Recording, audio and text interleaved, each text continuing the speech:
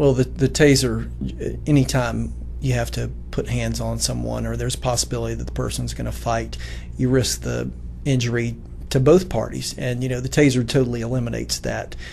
There's no permanent injury. No one's having to strike the other person. No one's going to have any broken bones. And it just is, once it's over, and there's no lasting effect. And, you can't put a price on being able to de-escalate the situation and not have anyone get hurt. The Taser Cam was a great tool, and it just helped with everything in the case, from evidence collection to exonerating the excessive force complaint.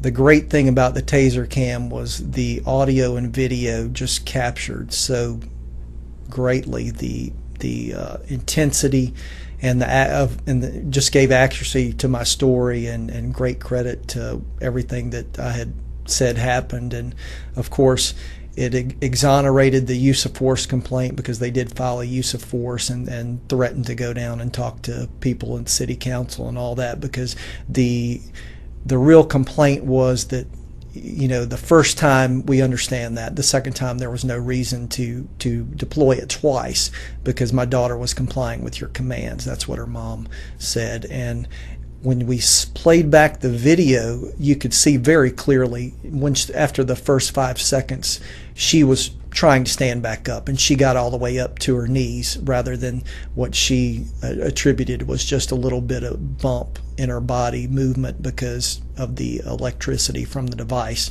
So it clearly showed that she was still a danger at that time and was not complying with my commands. The audio and video was great. It set the scene for everything, and it was great for being able to go back and write a good report, and even things that in the heat of battle, so to speak, that I didn't even remember right away. I was able to give a really good report. Our internal affairs unit was able to look at it, and her excessive force complaint went nowhere because it was unsubstantiated. And so it was a great tool, and it showed basically that officers were doing what they're trained and supposed to do. They were using the taser device correctly, and they were given the commands, and the persons were not complying with those commands, and it showed how bad the situation was, and then of course how quickly it was de-escalated, and of course no one was hurt.